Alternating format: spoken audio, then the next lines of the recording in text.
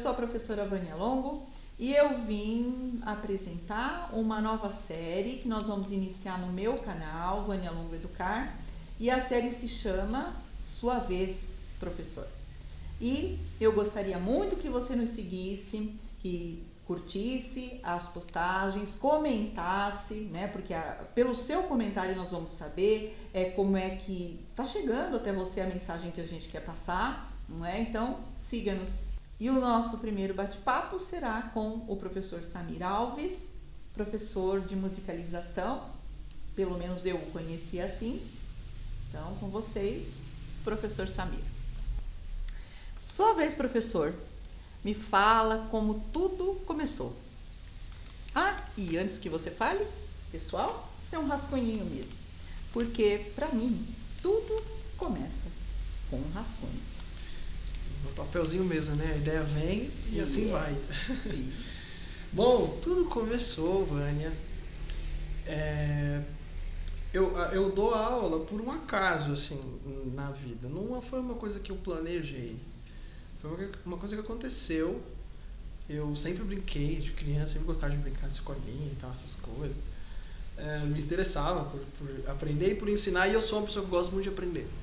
E descobri que dando aula é a melhor forma de aprender. Não existe um lugar onde você vai aprender mais, né, sentado ali, do que dando aula, ou quando você está trocando com alguém. Então foi um negócio que foi começando assim. Eu lembro que meu primeiro colégio, trabalhei no meu primeiro colégio, eu tinha 17 anos. Mas eu já comecei a dar aula com 12, aula de instrumento mesmo, né, não de musicalização, obviamente. Eu comecei a dar aula de instrumento com 12. Minha prima tinha umas amigas que queriam aprender violino também, elas me pagavam lá R$20 por mês e eram minhas cobaias. Foi ali que começou. Eu gostava dessa troca. Gostava do lugar também, de ser uma pessoa onde a sua fala é relevante, sabe? Alguém que as pessoas te escutam, né? Então, isso começou a me interessar e eu nunca mais parei. Foi assim que tudo começou. Muito bem. Um chamado, eu diria. Ah, então, e falando em chamado, você acredita que existe esse chamado para a profissão? Acredito. Eu não sei se a palavra é essa exatamente como eu falei, chamado. Mas eu acredito que não só para ser professor, eu acho que só a questão do professor é... Bom, eu acho que em todos os âmbitos, todas as áreas na vida que a gente for, né, que a gente tem possibilidade de seguir carreira, construir uma carreira, eu acho que sim, existe uma coisa assim que é mais do que só o querer. Só que para professor acho que tem um agravante que é a responsabilidade. Então acho que você tem que estar muito sensível a isso, porque quando você ensina, você é responsável pelo que você ensina. Então eu acho que existe em cada pessoa, eu acredito, eu falo isso para os meus alunos, inclusive, adolescentes e tal, que existe algo em você, eu não sei se vem quando nasce, se é um dom, alguns chamam de dom, né, que é uma coisa que vem divino. Não sei se é uma coisa que é na sua construção, ali nos primeiros anos de vida, mas eu acho que cada um tem dentro de si aquilo que tem que fazer na vida. Eu acho que o seu lugar, ele está dentro de você, não no horizonte. Eu não acho que você busca no horizonte o que você tem que fazer. Eu acho que o que você tem que fazer está dentro de você. E quando você olha para dentro de você, aí se cria um horizonte para onde você vai caminhar. Aí você tem um horizonte. Então, eu acredito sim que existe alguma coisa já pré-determinada dentro de você, que isso você vai ocupar com excelência. Você pode ser qualquer coisa, você pode ser um advogado, mas você seria muito melhor em números, então você deveria ser matemático. Talvez você nunca vai ser um advogado como quem já tem dentro de si esse conhecimento nato, essa inteligência nata, né? Eu acredito nisso. E você acha que o aluno, que eu também não gosto dessa palavra, mas quem está do lado de cá, né, na experiência, nessa relação com o professor, ele sente isso, que esse professor tem essa essência que você disse aí, porque eu entendi como uma essência, né, um olhar para dentro. Uma essência boa. Eu tenho certeza que o aluno sabe. Eu tenho certeza que o aluno sabe porque acho que o primeiro, acho que é importante. Tenho certeza que o aluno sabe, porque uma das coisas que acontecem na sala de aula é que quando o aluno percebe isso, ele se sente inspirado. Ele só por perceber isso, ele já se doa mais, ele já dá mais do que é esperado que ele dê. Ele já automaticamente se permite ser mais do que aquilo que está sendo esperado, daquela atividade, porque ele vê isso em você, essa verdade, né? E o outro fator, eu acho que entra também na questão de lidar. Eu acho que o afeto da turma sobre você, que eles têm com você, acho que diz muito sobre estar fazendo a coisa certa da forma certa, né? E que normalmente eu acho que o professor, quando ele tem isso, rola muito respeito com a criança. Respeito que eu digo não é só na forma educada de falar, mas de respeitar o outro mesmo, em toda a sua individualidade. Então eu acho que a criança, quando ela sente isso e o professor tem isso, é aí que acontece essa troca, esse amor, esse carinho que as crianças têm. Essa é a melhor resposta, eu acho. Você falou em inspiração. O quanto de inspiração tem na carreira docente? Algumas pessoas podem não gostar da minha resposta em relação a isso. Mas você diz em relação ao quem exerce, né? Isso, quanto de inspiração e quanto de outra coisa. Né? Eu acho que, se eu fosse colocar em números, acho que uns 70% de inspiração. Porque, veja bem, conhecimento todo mundo tem. No seu nível, no seu lugar, de acordo com a sua história. Mas conhecimento todo mundo tem. A gente, quando estuda pedagogia, lá no começo, no curso, né, a gente já começa, quando a gente vai ver lá a etimologia das palavras, do ser, educar e tal, que a gente vai para as formas de educação antes da educação que a gente conhece hoje, né, os indígenas, os povos originários, né? A educação ali, ela já acontecia dentro dos conhecimentos que se tem. Então eu acho que o conhecimento já é seu. Você tem uma vida até se tornar professor. Você, quando vai para a faculdade, eu imagino que você só vai pontuar algumas coisas, você vai racionalizar algumas coisas, esquematizar esses conhecimentos que você já tem. Mas se você não tiver os outros 70%, isso é uma opinião minha, se você não tiver os outros 70% dessa inspiração, você pode ter 100% de conhecimento que não vai funcionar. Eu pergunto isso porque senão fica parecendo que é muito facinho, né? Se professor, você se inspira, vai lá e dá uma aula. Tem que ter a outra parte. Como eu falei, você precisa esquematizar isso, você precisa ter palpável, você precisa ter acesso a esses conhecimentos seus, porque não pode estar lá só na sua cabeça, de forma etérea. Você tem que ter acesso a esses conhecimentos. E uma coisa imprescindível, que é uma palavra que até caiu meio assim, acho que foi banalizada, mas que é a didática, né? Que é uma palavra super importante, que a gente tem que ter um super cuidado ao olhar para ela, olhar sobre ela. Porque tá meio banal, tudo virou didática, né? E acho que tem que ter um pouco de cuidado, mas é de suma importância, não dá para fazer sem. Sim. Me conta agora alguma coisa que marcou a sua experiência como professor de musicalização com as crianças. Tá, são várias, obviamente. Mas vou contar uma de um aluno que na aula de música ele queria revelou como cineasta. É uma criança que, bom, enfim, ela tem alguns problemas, mas a gente tem configurações de famílias diferentes, né, na sociedade, e quando as crianças vêm pra gente, elas vêm de alguma dessas configurações. Dificilmente alguma é totalmente funcional. Não é, né? Porque nossa vida não é assim mesmo.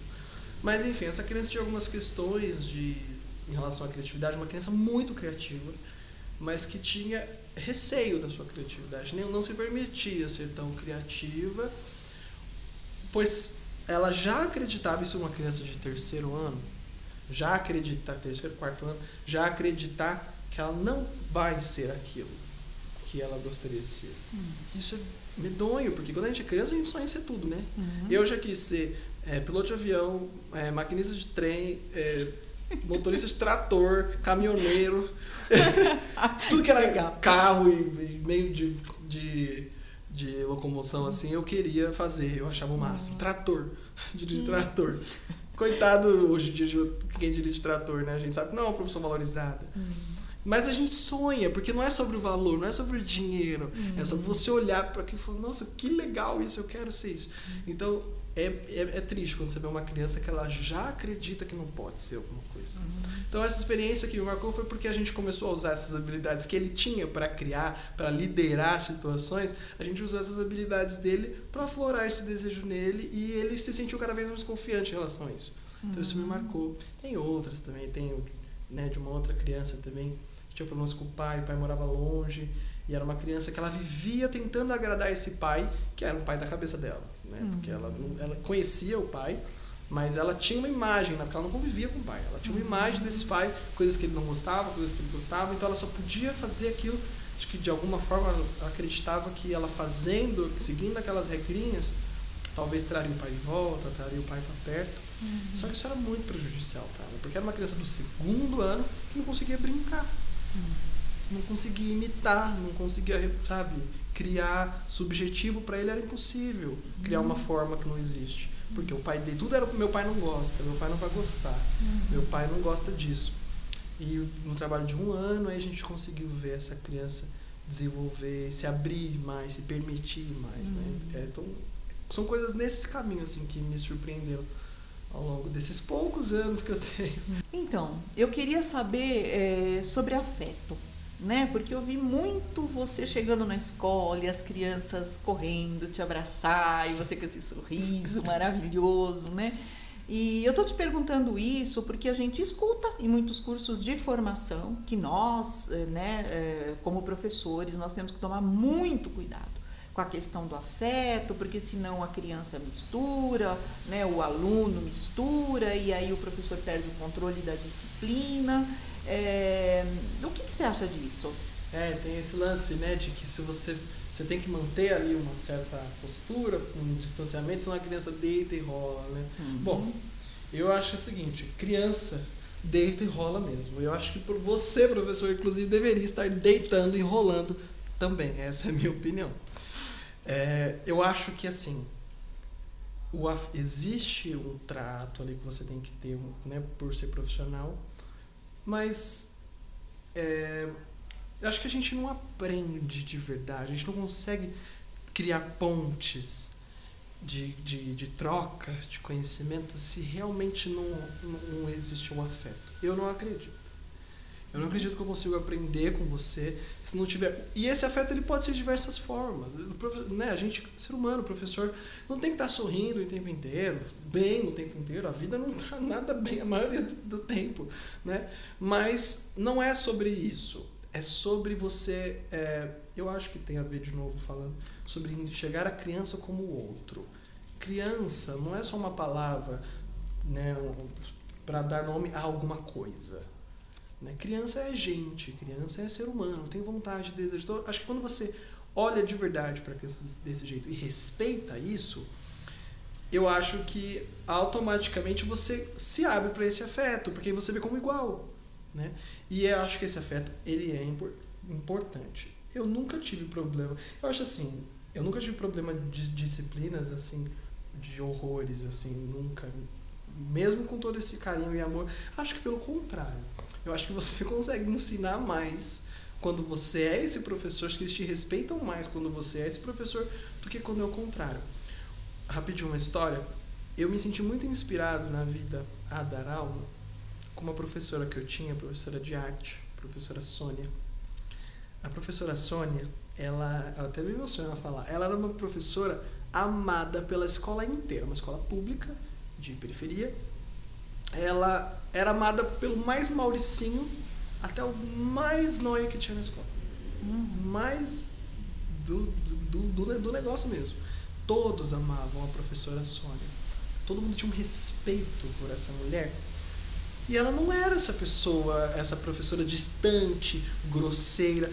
Na aula dela, ela falava assim, eu, e esse eu dela tinha o silêncio, a atenção de todo mundo para fazer o que ela quisesse fazer. Os trabalhos que todo mundo produzia eram incríveis. Nossos trabalhos eram exposições artísticas muito boas, muito bem feitas, praticamente profissionais, assim, porque ela era uma artista muito boa, artista plástica excelente, e passava isso pra gente. E os outros professores, a gente vê. A gente é criança ali, mas a gente percebe, a gente vê. A inveja que existia dos outros professores em relação à professora Sônia. E falavam que ela era essa professora, que não controla a sala, que não sei o quê. Não existia uma aula que a senhora não conseguisse dar. E sendo arte. Sendo que as pessoas julgam, né, às vezes, mas é aula de arte. Não, nunca teve. Então eu acho que o afeto, ele facilita, ele não atrapalha. É o contrário, eu acho que ele facilita. Acho que tem que ter um limite, né, até para a própria saúde mental de ambas as partes, mas sem ele eu acho que não tem como ser efetivo. Eu acho que você não consegue atingir todo mundo. Acho que seu ensino não é efetivo se você não tem afeto. Porque atingir quem já sabe, quem já tem mais facilidade, né, quem tem um cognitivo já mais desenvolvido, é fácil, né? Mas achei legal você voltar lá para sua infância e ver você criança, né, na escola. Então nem todas foram professoras Sônia, né?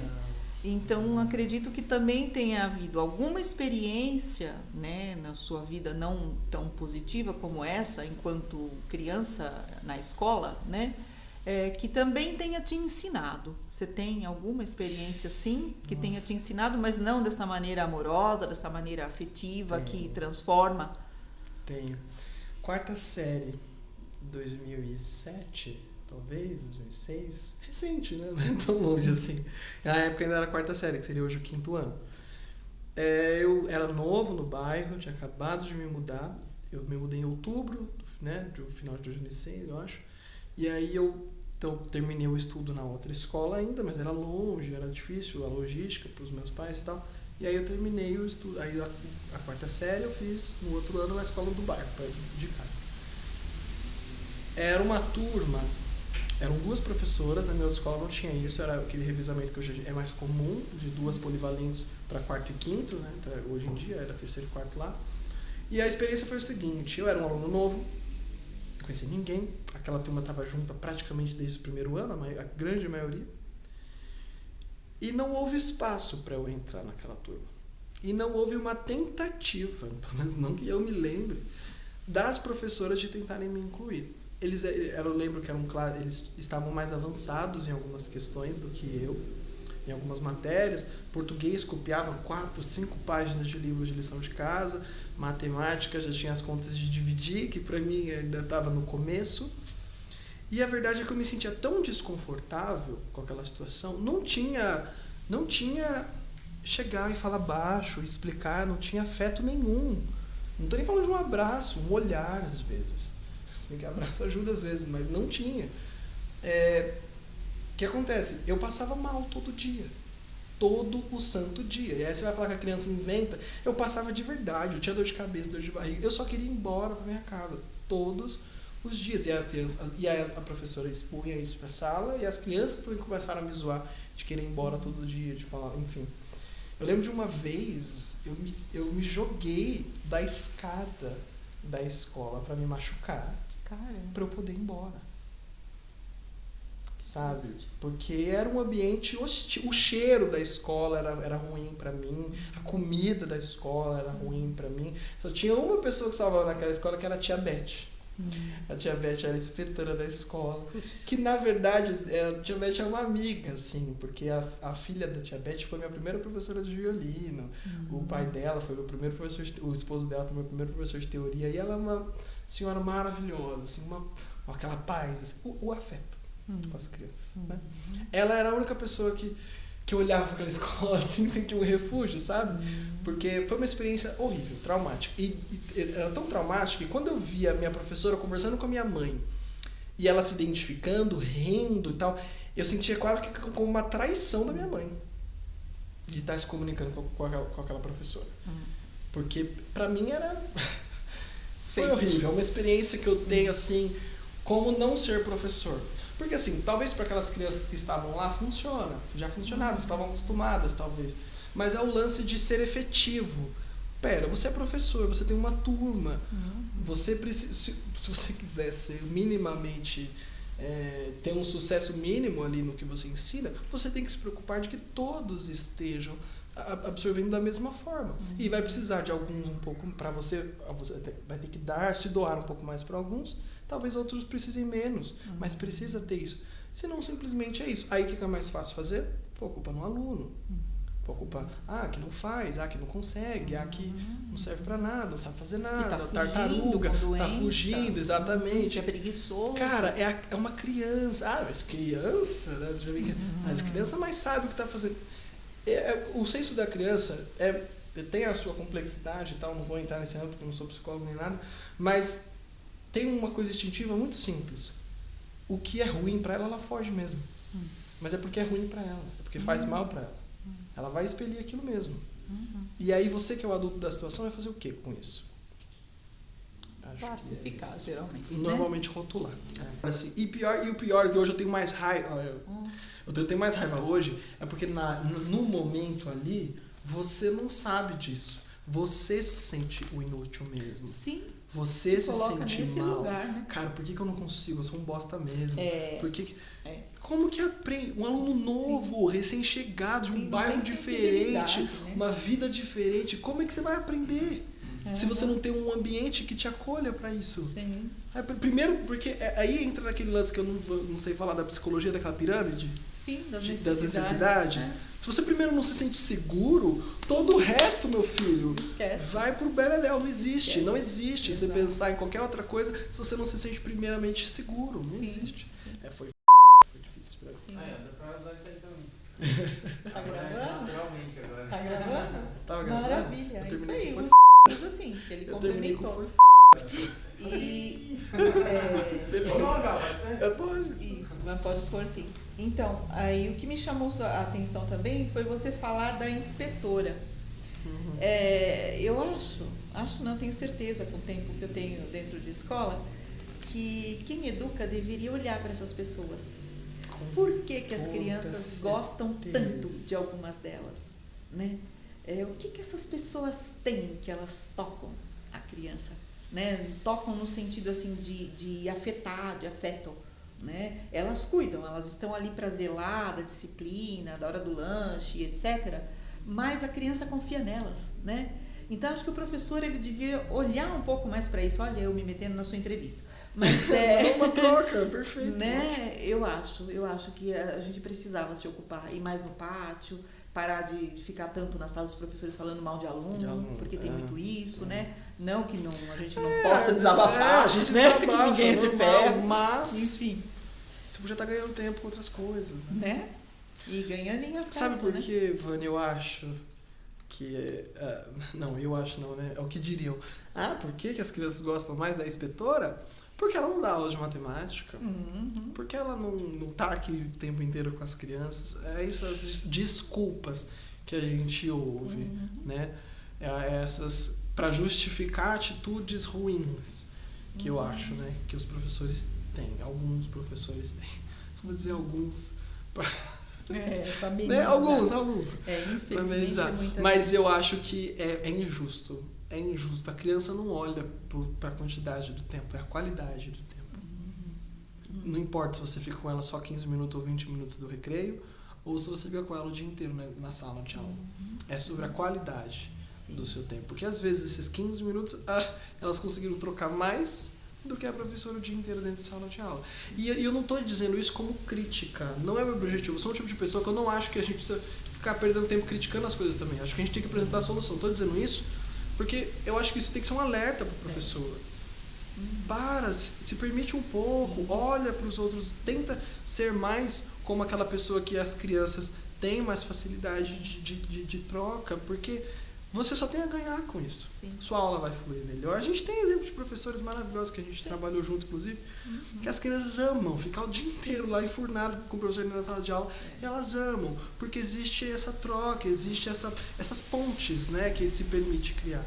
Eu acho que o professor, se ele quer deixar de sofrer, porque sofre o professor também. Que aí se desgasta, tudo é um grande problema, tudo é uma grande questão e tá sempre reclamando, começa a ficar ranzinza, tá essas crianças ranzinza, aí ficam os professores reclamando. Acho que se você quer se livrar disso, Tenta observar mais as crianças. Às vezes eu fico até preocupado de me colocar nesse lugar como uma espécie de conselheiro, porque eu sou novo. Mas eu sou novo, mas eu tenho uma coisa na minha vida que eu sempre gostei de fazer, de aprender com os erros dos mais velhos, de quem já passou. Eu só sou músico hoje porque eu aprendi com o erro de um amigo mais velho. Um amigo bem mais velho. Uma conversa que eu tive, um cara tinha 16 anos, eu tive uma conversa com esse cara e ele falou coisas pra mim que me fez, eu não quero passar por isso. Eu quero fazer diferente. Então, acho que é por isso talvez que eu seja novo e tenha essa visão, porque eu já vi acontecer, a gente vê o tempo inteiro. É que às vezes não dá tempo de parar pra ver. Mas se a gente parar pra ver, tá lá, a história tá repetindo, escrita da mesma forma. Sim. Então eu acho que não é sobre eu ser novo e nem sobre eu querer ensinar. É sobre eu compartilhar a minha visão. Sim. Você tem muita razão. Eu também vou um pouco nessa veia da crítica, porque eu me coloco muito no lugar da criança, porque a criança chega em mim e chora e se lamenta. E quantas crianças iguais a você, né, nessa sua experiência trágica aí nessa escola, eu lido, né, ou lidei a minha vida inteira, né? E tem coisas que é isso, não é não querendo ensinar o professor, mas já que tem todo um discurso, né, do educador de dizer assim, enquanto a gente ensina, a gente aprende, eu acho que muitas vezes isso é um discurso pronto, sabe? É um discurso pronto, é um discurso da boca para fora, não aprende não, inclusive se sente ameaçado com quem é novo, né, com quem é querido pela criança. Então assim, vamos lá, nós estamos exatamente. No grupo, né? Se a gente está junto, a gente tem algo em comum, que é trabalhar com essa criança, com essas crianças, né? Então por que não trocar? Qual é a dificuldade em trocar? Né? Eu não vou mudar a minha essência. Né? A minha essência está lá. Exato. Poxa, mas se eu puder fazer melhor, até para ser mais legal, inclusive para mim. Para mim, mais fácil, para mim, exato. Exato, eu concordo. Eu acho que esse lance dessa coisa de se sentir ameaçado, que você falou, eu acho isso um perigo muito grande. O professor é um ser formidável. É um ser formidável. E pouquíssimas coisas eu acho que tira esse mérito, essa qualidade, né, de ser professor, essa graça, né, de ser professor. Então, partimos daí. Então, acho que como professor, se sentir ameaçado é você realmente se colocar no lugar onde você deveria se sentir ameaçado. Você se sentir ameaçado já começa a te prejudicar aí. Começa a deixar de ser bom para você aí. Quando você não tem por que você se sentir ameaçado.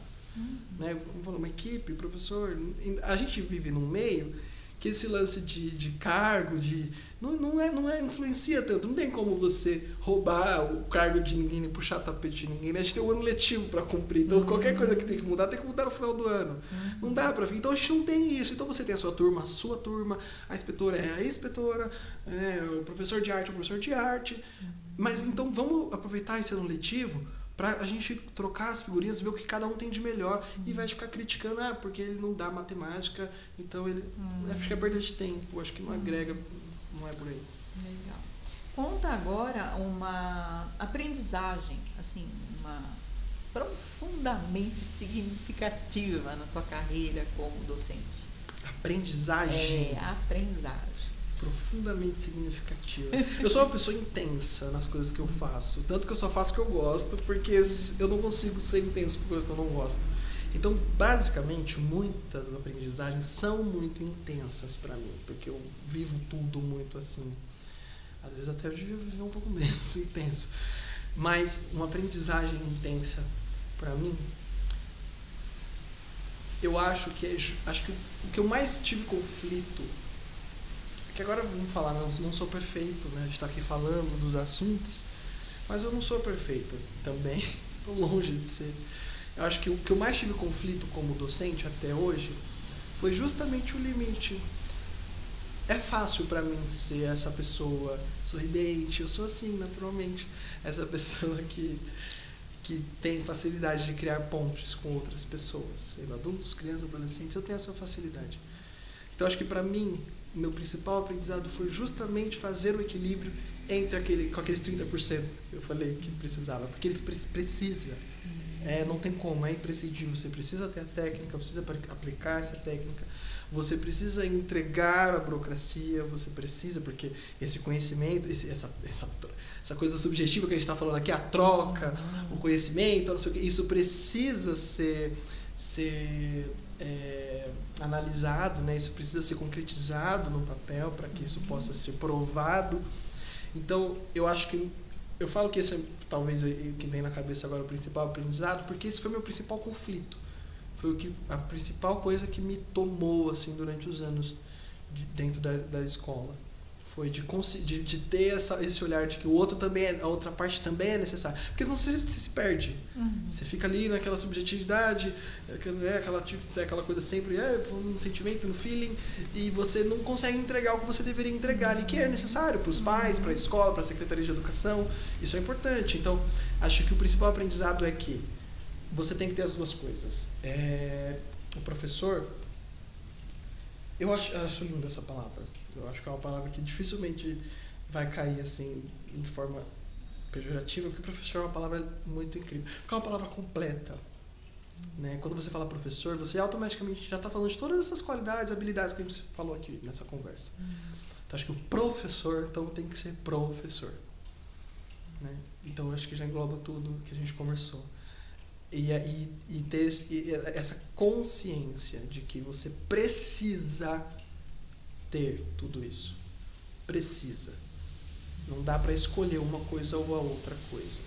Porque professor é tudo isso. Acho que é isso.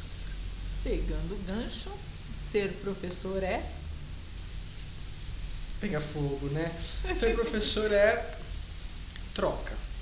Troca, mas é troca genuína. Porque, essa coisa que você falou, desse discurso pronto, né? De que, professor, a gente aprende mais que ensina. E falar isso o tempo inteiro. E aí você vê a pessoa lá não observando nada. Que a turma tá dizendo, tá gritando, ele tá mostrando pra você e a pessoa não aprende. Então, assim, acho que a troca genuína, que eu falei, olhar a criança como outro e respeitar como outro, acho que professor é isso, troca genuína. Falando em legado, agora eu gostaria de perguntar para você, Samir, quais são os seus projetos, o que você tem feito, a coisa que pulsa, né, que você não consegue segurar?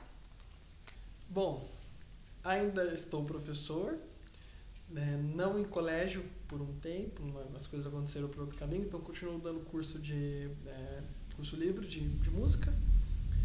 E estamos aí no teatro também, uma peça que estreará em breve, teatro musical, que eu sou apaixonado. Então a gente está dançando, atuando, cantando, assoviando. Também estou como chefe de naipe dos violinos na Orquestra Filarmônica Santo Amaro, onde eu toco hoje.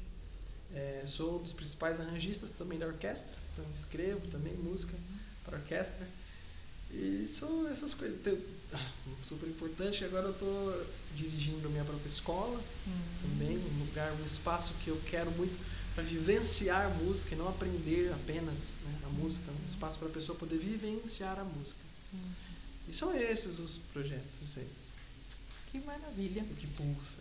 Né, você tem muito a contribuir. Eu agradeço demais que você tenha conversado comigo aqui hoje e aberto, né, esse programa. Obrigada. Eu também gostaria de agradecer. Inclusive, muitas dessas sementes que germinam são suas e eu sou muito grato por isso, eternamente grato por isso. É uma honra para mim poder estar aqui abrindo essa série, de verdade, assim, não imaginava. Agora eu gostaria que você tocasse alguma coisa para nós. Legal, obrigado. Adoro. Poderia explicar, mas eu vou só cantar. Às vezes dá preguiça na areia movediça. Quanto mais eu mexo, mais me afundo em mim. Eu moro num cenário do lado imaginário. Eu entro e saio sempre quando eu tô afim. Coisas que eu sei, as coisas ficam claras no raiar do dia.